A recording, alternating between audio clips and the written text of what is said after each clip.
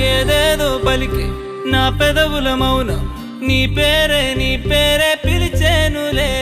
నీ పిచ్చితోనే అల్లాడే ప్రాణం నిన్నేలే నిన్ను